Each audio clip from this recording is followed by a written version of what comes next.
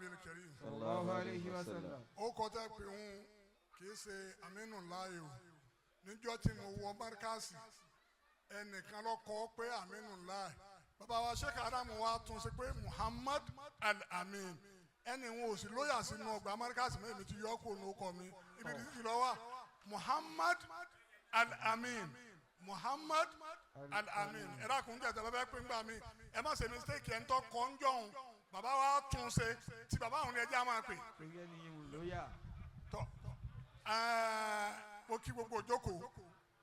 mo ti fẹ́ pé kí n ṣe fati àtàyàtú Rabbana nígbà tí àrípé jókòó ti pẹ́ tó ń kálukú sì ti jókòó ti pẹ́ ó sì ti rẹ ara àmọ́ ńgbà tí wọ́n bá ní kéèyàn ṣàdúà kọ́ wa ní pé òótọ́ lè ṣàdúà òpin eré ibú nù láyé torí Ànábì Sàkáríyà jẹ́ ká mọ̀ pé ń bi àdúà èyí ṣeré ibú ń bẹ̀ wàlámù àkún bidu aika Rabbi shakiya. wọ́tọ́ wa ti á mà pé òun nídìí àdúrà ó lè máa lọ Ànábì Sàkáríyà ló wí yìí nínú Al-Qur'an bàbá wa Sheikh Adamu sì ní shari'u man qabulana shari'u lana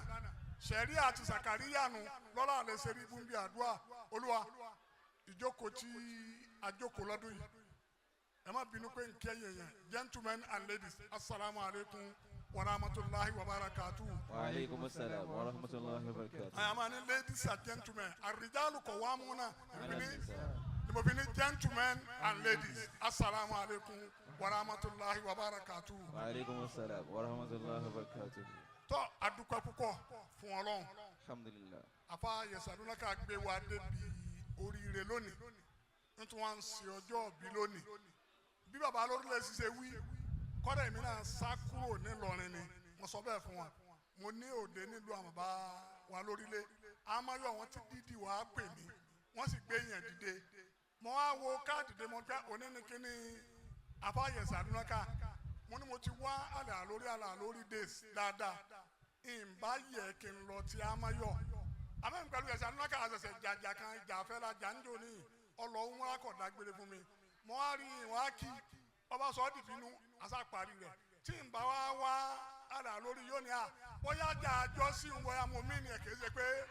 wọ́lá nítorí ń wánu ká ní kìí ṣe pé yìí ń ti síwájú amáyọ̀ lọ́dọ̀ bàbá lórílẹ̀ ní ìbá lọ mo wá ní káwọn kan lọ sójú mi ń bẹ wọ́n wá ń pè mí mọ́ láti fẹ́ dá amáyọ̀ àti fẹ́ débẹ̀ àti ìwé kó mo wá pè àwọn èèyàn tí wọ́n lọ tọ̀ èyí tí gbọ́ fóònù títí dì sí látara pé afa Yesaloonaka èyí tẹ́ ń ṣe yìí wàláhi tàlá oríire lẹ jogún èmi máa ń wò yín gbogbo gbà ó sì jẹ́ kí n fẹ́ràn yín bàbá tó bí màmá yín bàbá wa mísánà inú ẹni tẹ́mi náà fẹ́ jọlá yé yìí bàbá wọn wà ń bẹ bí bàbá bá ń bínú ó lóun ò níbi kan tó wọn lọ má dọ́dọ̀ mi má ó ní ibi tó wọn takú sí ni gbogbo ọmọ akéwòkó lè ṣe yíhun ẹ wá wo oríire tí bàbá yẹn ṣe àti dáadáa míì tá a fẹ́ máa sọ nísìn ẹ wá wo ohun tí ọwọ́ ajogun lára Yesaloonaka tó fi wá kó gbogbo wa jọ nínú ọgbà yìí Olúwa mo fi àwọn àfáà wa tí wọ́n wà ń kalẹ̀ tí gbogbo wọn ń jẹ́ àmì Ọlọ́run mo fi wọ́n bẹ̀ ọ́ mo fi bàbá wa Sírù Lámúníkún bàbá rẹ̀ àwọn oníláwàní ìwátẹ̀yìn náà wáyà yín nísìn ẹ wá wá wa stampu kankan ni ẹni tí àfáà ti bá mú gbó tí ń sì mutí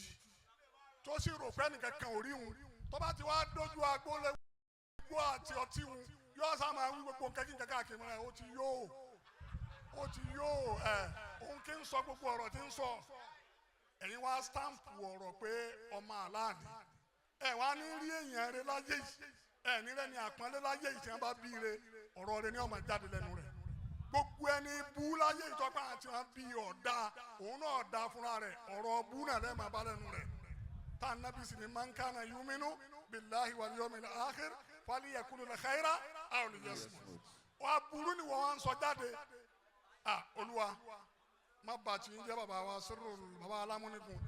wọ́n láàlẹ́ àwọn àgbàlagbà tẹ̀ ń rọ Ọlọ́run jẹ́ ṣe pẹ́ o ìdùnnú ni wíwá yín sí àyìn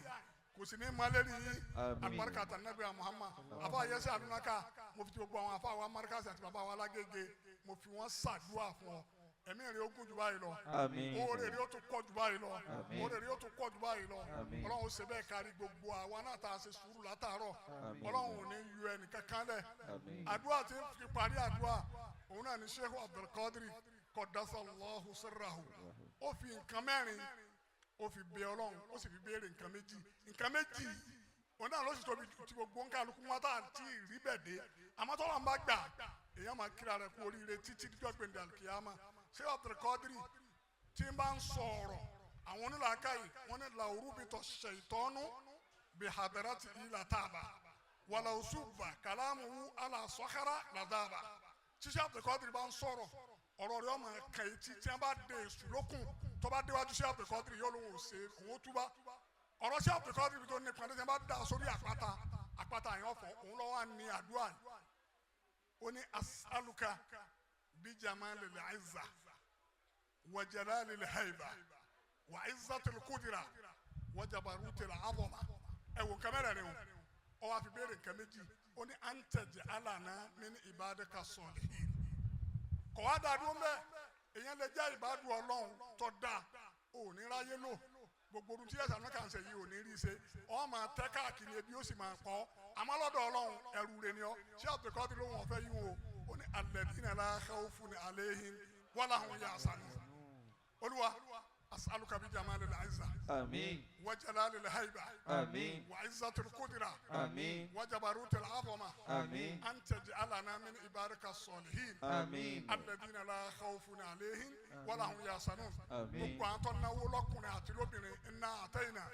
بسم الله الرحمن الرحيم إنا أعطيناك الكوثر فصل لربك وانحر إن شانئك هو الأبتر gbogbo àwọn ọmọ kéwú náà tá a farabalẹ̀ Ọlọ́run àyè yìí gbogbo ẹni tó bá máa yí rẹ̀ wàláhì ọ̀rọ̀ rẹ̀ ó dayọ̀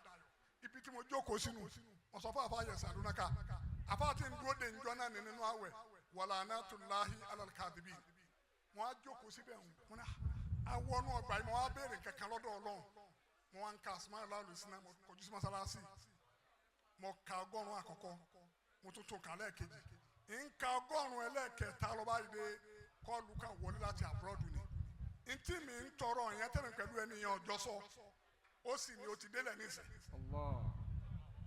àṣẹ kínní ń èmi wàá sọ bá ní kankan ń retí àfa Yesaloonaka kò dé kí n bà sára rẹ̀ àfa ọ̀rẹ́ mi kan bá dé mọ́nà ó rí wọ́n tọrọ àdúrà nísìn nínú ọgbà yé àdúrà yìí sì gbà n bá sọ àṣẹ ẹni yẹn ọjà gbèsè wọn ti mú un nítọlọ́pàá ọwọ́ àti gbọ́ pé Ọlọ́run fẹ́ ra mọ́tò fún lè márùn ọwọ́ ni mọ́tò kan ti dé nísìn òun sáà ní $2,000 nísìn kó o ti gbé àwọn ó gbé lọ fún lè márùn ẹni máa gbé mi nínú ọgbà yẹn ọgbà owó tó máa ìjọba pa fóònù àwọn Yesaloonaka wá ní mọ́tò dà mo ń tọ̀ mo ní ìtọ́lọ̀ ṣe náà nù abadakẹ́ nígbà tẹ́mi ò sì kúkú rẹ̀ kan mọ́tò lọ́dọ̀ ẹni ń tẹ́lẹ̀ kò dún èmi wọn á dé Saudi Arabia ẹni wọn bá pè mí pé alájí owó ti dé nísìn ẹ máa yọ owó mọ́tò mi ò dá lóhùn irú èyí tó ní máa ṣe tí mo ṣe Nàìjíríà tí tí wọ́n á dà ọba kó dọ́là yẹn jáde ọba ká ó ní ìra mọ́tò kankan Nàìjíríà iye tí wọ́n ń taru mọ́tò tí wọ́n wí hùn kó dọ́là wá dọ́là ìbàdí ọba kó dọ́là fún mi bá fi dọ́là sí àpò èyí máa délé nígbà tí mo dé Nàìjíríà ìfẹ́ ra mọ́tò tẹ́lẹ̀ sí mọ́tò kan bẹ́ẹ̀ tí ń lò ẹ̀rú bá ń bà ní pé àwọn olèmọ̀lẹ́ wa kan máa lè torí èṣù máa ti rú nǹkan bẹ́ẹ̀ ibi kíní tá a máa fi tẹ omi ń tọ́lẹ̀tì wọn n bá lọ mú sẹlótéèpù dọ́là kúkú ni n bá lẹ̀ máa bẹ́ẹ̀ pé bó lè bá dé wọn ìkú ní lọ bẹ̀ nígbà tí ọ̀yà báyìí dé wọ́n bá ní dọ́là ti di 120 a sì sí 86 mo wá ra mọ́tò mi tán mo tún wá rí ìdajì iye owó mi látàrí mo fẹ́ pé ẹ mọ oore tí ń bẹ nínú ọgbà yìí inú ọgbà yìí la gbé àfa àtàyè ṣe mi inú tí ń dùn lónìí ni kò yẹ kí n sọ àwẹ̀ ọdún kan mo gbà nínú ọgbà yìí odidi ọdún kan a parí Ramadan mo sì gba Ramadan kejì lè dá owó mọ́ ní ìsìta ló lè dá owó mọ́ Ọlọ́run sì gba gbogbo ń ta béèrè ẹ má yí inú ọgbà yìí ẹ sì má dá inú ọgbà yìí gbogbo ẹni tó bá náwó ọ̀rá rẹ̀ sínú ọgbà yìí Ọlọ́run kó náwó ọ̀rá rẹ̀ sí. آمين gbogbo àtẹnitínú rẹ̀ dùn nígbà tí wọ́n náwó ọ̀rá rẹ̀ sínú ọgbà yìí Ọlọ́run kó náwó ọ̀rá rẹ̀ sí. آمين alibarika tanabi Muhammad sallallahu alaihi wasallam. gbogbo ẹni tá ọkẹ́kọ̀ọ́ yẹn àyín táwọn ọmọ rẹ̀ ń ṣe àṣà àbẹ́yẹn rẹ̀ ń ṣe àṣà tí ó sì kọ́sàn rẹ̀ ẹ̀san tó náà máa san fún ẹni bẹ́ẹ̀ Ọlọ́run kó san fún un. آمين wọ́n ayé bẹ́ẹ̀ jẹ́ bí Ọlọ́run arọ ti ń rọ̀ mọ́ àdúrà tí pa sọ inú mi sì dùn bẹ́ẹ̀ ti sọ ẹ dákun ẹ jẹ́ ká máa yí inú ọgbà yìí oore wá pọ̀ àdúrà wo sì gbà